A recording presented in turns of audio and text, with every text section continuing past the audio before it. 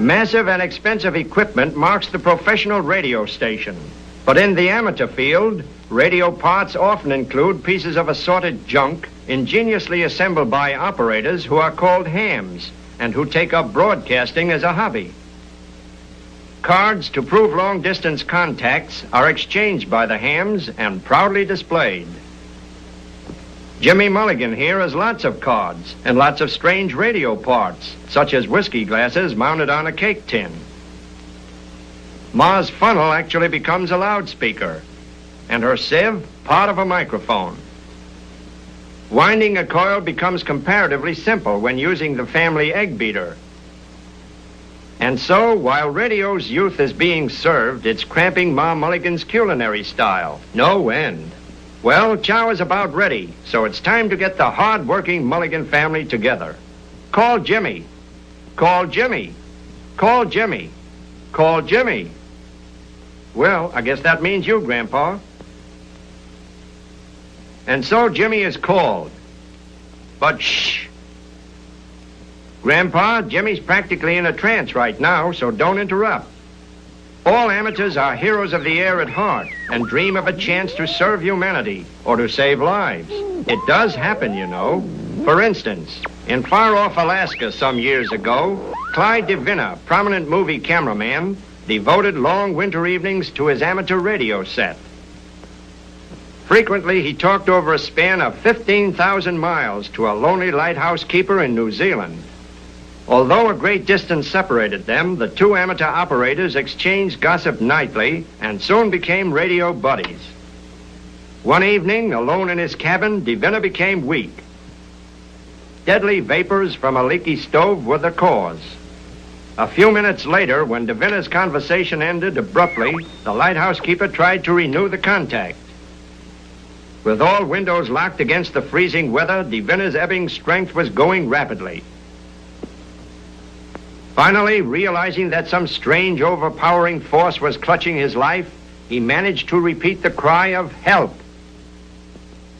Help! In answer to his friend's cry of distress, the lighthouse keeper called the emergency signal, Mayday, Mayday. And so, everywhere within hearing of his voice, operators ceased broadcasting and stood by. With the air lanes now silenced, he called for any amateur operator stationed in or near Teller, Alaska. Near Teller, Alaska. Teller, Alaska. Thus, from a fellow ham over 15,000 miles away, a youthful amateur in Alaska learned that he might yet be able to save the life of a neighbor. Briefly, the lighthouse keeper told his story. And the youngster at Teller lost no time in phoning a doctor living near DeVina's cabin to rush to the cameraman's aid. And so, due to the efficiency and quick thinking of radio hams, Clyde DeVina is alive today. But getting back to the Mulligan family, Jimmy's still missing. Call Jimmy. Call Jimmy. Call Jimmy. Oh, dear, Grandpop's missing now, too. Well, she'll get him. What's this? Shh. Now they're both in a trance. Perhaps they're listening to another dramatic radio episode, like the story of courage and service of Wilbur Crane, an amateur operator who flew far out over the Atlantic in search of a missing plane. Crane's pilot, radio ham Crane, had volunteered to make the search for the missing ship in his own plane.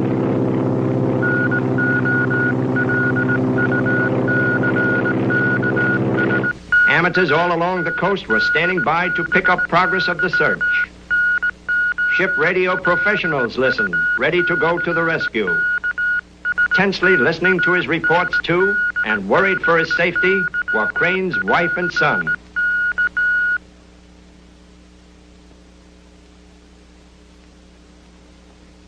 For hours, the uneventful search continued, and then...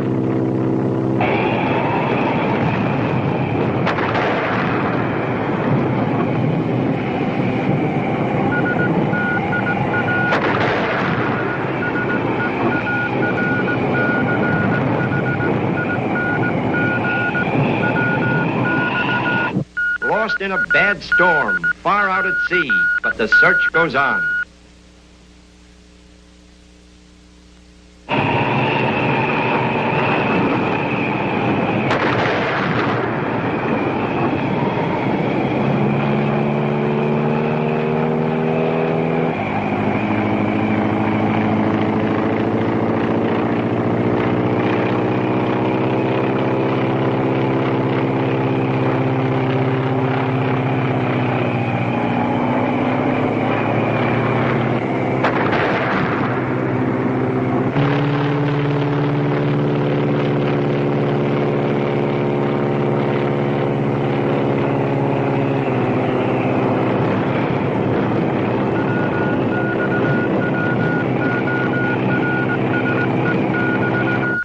heartbreaking anxiety and fear made minutes seem like hours. Weekly, the dots and dashes continued to come in, but the words they spelled out offered no encouragement to Crane's wife and boy. Then, as suddenly as they flew into it, Crane came out of the battering storm, sailing smoothly into the dawn, and as the visibility cleared, a miracle happened. For there, right below them by a streak of rare luck, was the missing seaplane with possible survivors. Crane flashes the news. Safely out of the storm, the missing plane found. Never had a happier message come over the Crane loudspeaker. The broadcast at the ship's location, their job would be over. But what's this? Hundreds of miles at sea, and their gas practically gone. They hadn't a chance. But Crane's chief concern was to establish the location of that wrecked plane and broadcast the news to the world. Somehow, their plane must be kept in the air until this work was done. Unaware of this new danger, thousands waited to pick up the report that would send rescue ships to the missing plane. But to the wife, there came a premonition of some new peril that cast its shadow over her husband.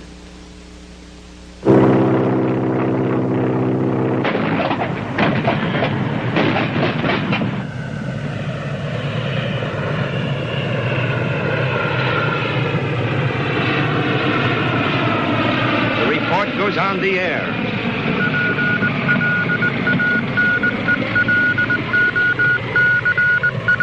And so, with the conclusion of the report, came the crushing news of their fate.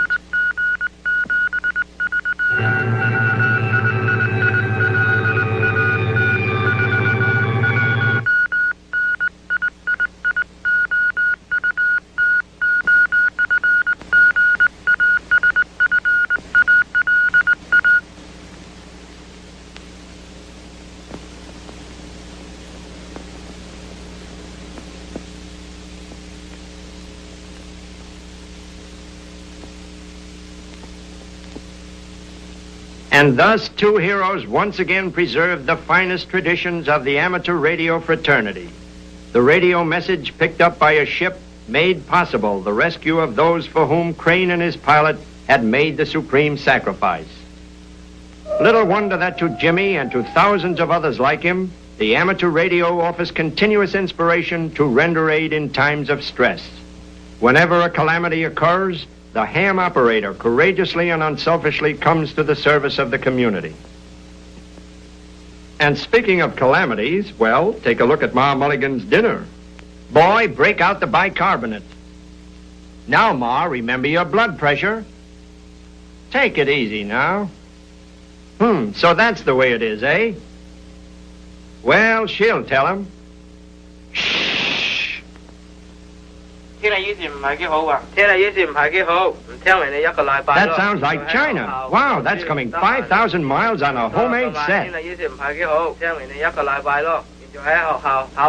No wonder the Mulligans are thrilled. Through the genius of little Jimmy, they hear a man speak in far-off China. In Chinese, that means that's all for the night, folks. Yeah, good night.